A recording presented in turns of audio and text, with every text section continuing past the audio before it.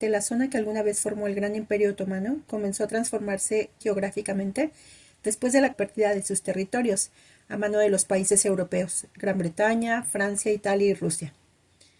Es evidente que después de la división del imperio surgieron los nacionalismos de los diversos grupos que lo integraban, quizá debido a la diferencia de cultura, idiomas, costumbres, etc. Vemos cómo surge el nacionalismo kurdo en Siria y Líbano, el cual en realidad nunca se fue, porque evidentemente estuvo presente todo el tiempo en la idiosincrasia de las personas fieles a sus creencias y costumbres. Desde la primera década de 1900, los turcos realizan alianzas con los alemanes, antes de la Primera Guerra Mundial, con lo cual se nota el lazo de amistad que había entre ellos, en parte por la cercanía física que siempre hubo entre estos dos países, y en parte porque los turcos confiaron en ellos más que en las otras hegemonías de Europa por considerarlos menos agresivos, ya que a diferencia de Reino Unido y de Francia, los alemanes no mostraban ser tan imperialistas como las otras potencias que incluso invadían territorio alemán. Por otra parte, los reinos árabes de la península arábiga realizaban ya desde entonces alianzas con Reino Unido, pues no estaban de acuerdo con el surgimiento de nuevos grupos en Medio Oriente, y tampoco estaban dispuestos a sufrir invasiones nuevamente si se configuraba de nuevo el Imperio Otomano. Esto queda claro en los acuerdos que llevan a cabo Sharif Hussain ibn Ali y el Alto Comisionado de Reino Unido en Egipto en 1915, en las negociaciones que llevan a cabo para frenar lo que queda del Imperio Otomano. Otro fenómeno que ocurre a principios del siglo XX son los genocidios de grupos minoritarios por medio de grupos religiosos de la región de Medio Oriente. En el caso de los armenios, asesinados por fuerzas turcas al ser desplazados debido a la división del territorio. El comienzo de 1900 en Europa estuvo lleno de conflictos y revoluciones, tanto por el reacomodo territorial como por los cambios en la estructura social y de los medios de producción. En Europa se pasaba del feudalismo al capitalismo, dando como resultado la revolución bolchevique. Mientras tanto, en Medio Oriente los conflictos se daban en medio de una lucha por el liderazgo entre grupos y la rivalidad interminable entre ideologías y creencias. Asimismo, Rusia mantuvo alianzas con los estados islámicos antiimperialistas que seguramente veían a Europa más como invasor que como aliado. Por lo tanto, vieron en Rusia la posibilidad de tener un aliado fuerte al que los países de Europa guardaban recelo, por no considerarla parte de los países europeos, y porque como Rusia representa la influencia del comunismo para otros países, algo que tanto Europa como Estados Unidos han querido frenar. Los cambios que se dieron a partir de 1923 en el antiguo Imperio Otomano fueron un cambio de régimen de los califatos a la proclamación de una república, en este caso Turquía. Se cambió desde entonces el alfabeto por el occidental. Se trató de crear un Estado democrático emulando a los modernizados países europeos al crear un Estado secular, aunque seguían teniendo el Corán como fuente de religiosidad. Otra característica de los nuevos territorios divididos fue que quedaron a cargo de las hegemonías europeas, al menos hasta que desarrollaran por completo una democracia. Para esto se creó una figura internacional en el Tratado de Versalles de 1919, quedado establecido bajo la Sociedad de Naciones. Así se puede ver cómo Reino Unido y Francia se dividieron el territorio con la promesa de darle su independencia tan pronto como quedara establecida su democracia. Así vemos que la primera declaración de independencia fue por parte de Egipto en 1922, siendo reconocida por el Reino Unido. A pesar de querer su independencia, estos nuevos estados querían conservar sus tradiciones islámicas como parte de su ideología nacionalista. Así vemos que Irak mantiene la división confesional entre chiitas y sunitas, mientras que también continuaban las divisiones de los diversos grupos étnicos, los que conservaban un idioma y una cultura propia. Tal era el caso de los kurdos. Así queda establecido bajo el mandato de Reino Unido las provincias de Transjordania e Irak, mientras que el Líbano queda bajo el resguardo de Francia. Cabe mencionar que se respetaron las creencias de estos pueblos, pues mientras los dos primeros continuaron siendo árabes, el último estaba formado por cristianos maronitas y tampoco se les impuso otro culto o religión. Aún así, la región del Líbano estaba poblado por distintos grupos religiosos como cristianos, chiitas y sunitas. Por su parte, el territorio de Siria quedó dividido administrativamente, pero los grupos que quedaban eran alawitas, sobre todo en la zona de Damasco y sus alrededores. Estos grupos religiosos y conservadores, fieles a sus ideas, desarrollaron un sentimiento antiimperialista hacia los franceses, quienes reconocieron la independencia de Líbano y Siria en 1941, pero seguirían ocupando el territorio hasta 1946. El caso de Palestina es particularmente catastrófico, debido al desconocimiento de las costumbres y la población que conformaban el territorio. Reino Unido y algunos líderes árabes decidieron establecer el hogar judío en un territorio donde el 89% de la población no era judía.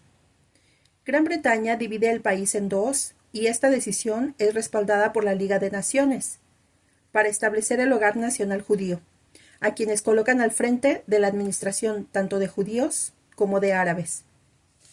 En el contexto de la Segunda Guerra Mundial, el grupo de judíos en Europa fue desplazado poco a poco al territorio de Palestina, llegando a poblarlo rápidamente, así como a adueñarse de propiedades de los palestinos y de puestos administrativos en el gobierno. Cabe mencionar que la población judía fue adquiriendo propiedad privada árabe para desplazar a los otros grupos religiosos, haciéndolo de forma sistemática. Aunado al crecimiento económico que experimentó Palestina en 1920-1936, bajo el mandato británico, llegaban de Europa debido a la persecución nazi no solo en Alemania, sino también en Polonia y otros países europeos. Los conflictos comenzaron cuando los árabes se percataron de la invasión de judíos en territorio árabe, siendo entonces cuando en 1936 atacaron asentamientos judíos, quienes respondieron violentamente. Comenzó así un movimiento árabe para exigir que se detuviera la inmigración judía por las consecuencias que ello acarreaba para los árabes. Los británicos impusieron restricciones a los judíos, al mismo tiempo que en Europa se estaba llevando a cabo el genocidio de grupos judíos. Quizá por esta razón los británicos no impusieron restricciones más fuertes, pues serían ellos quienes quedarían como autoritarios ante la opinión mundial. Cuando el asunto de los enfrentamientos entre judíos y árabes palestinos se salió de control de las manos de los británicos, el asunto fue tornado a la ONU, especialmente a la UNESCO, quien delibera y al final expide su recomendación ante la ONU con la decisión de dividir el país, concediendo la mayor parte del territorio palestino a los judíos. La comunidad árabe no estuvo de acuerdo y comenzaron desde entonces los enfrentamientos con los judíos, quienes gracias a saber llevar las negociaciones por medio de sus representantes políticos y crear alianzas con otros países como Estados Unidos, llegaron a convertirse en una potencia militar, con la cual los países árabes han estado en lucha desde la división desigual del territorio palestino en 1948. Cuando Israel declara su independencia en 1948, varios países árabes entran al conflicto para pelear por lo que ellos consideran justo. Desafortunadamente para ellos, en el enfrentamiento de 1949, Israel se mantiene fuerte y logra expandir su territorio en Palestina en un 78%. Cabe mencionar que era un 23% más de lo que les había otorgado la resolución de la ONU en 1947. Este conflicto originó entonces 810,000 refugiados, según cifras del gobierno británico. Los judíos son un pueblo que ha sido perseguido y han sido desplazados desde países como Egipto hasta la Alemania nazi. Entonces no quedan muy claros los motivos que los llevan a actuar de forma voraz, elitista y racista con la población árabe en Palestina, como si no tuvieran memoria. En vez de dar muestras de querer llegar a acuerdos con los otros pueblos por medio del diálogo y la cooperación, han recurrido a solicitar ayuda a otros países con fines bélicos en varias ocasiones, para fortalecer su defensa en el conflicto y de esa manera no ceder el territorio que arbitrariamente se han apropiado y así seguir practicando una política colonialista. Sabemos que los árabes no son aves pacíficas, pues su cultura es de lucha, como lo demuestra la historia. Más específicamente los grupos de defensa armados pues han aprendido a vivir en medio del conflicto adoptando una actitud de aceptación religiosa ante su realidad. Un ejemplo de esto es la actitud de los líderes árabes cuando se reunieron en Jartum para acordar los 3 no. No a la paz, no al reconocimiento y no a la negociación con Israel.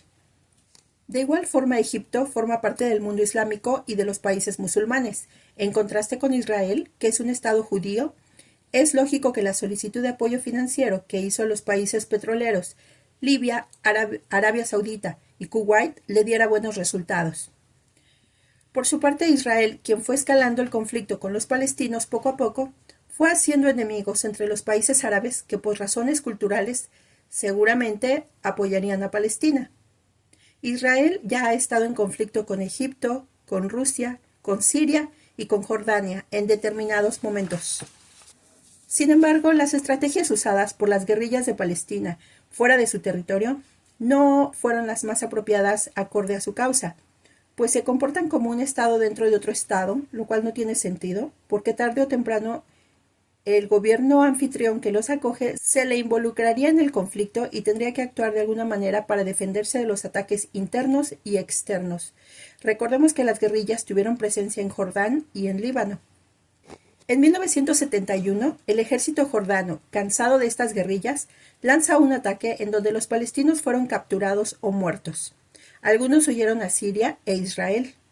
Pronto estos grupos palestinos buscaron legitimarse políticamente acudiendo hacia la ONU, siendo apoyados por otros países árabes o por países no alineados, logrando legitimar su lucha por la liberación de Palestina, ya sea por la vía pacífica o por las armas. Las resoluciones de la ONU de 1970 y 1974 reconocen que Palestina requiere ser un Estado independiente y considera que su lucha es legítima. Ahora falta que Israel, Gran Bretaña y la ONU se comprometan a negociar la distribución del territorio e incluso la reparación de daños hacia los palestinos.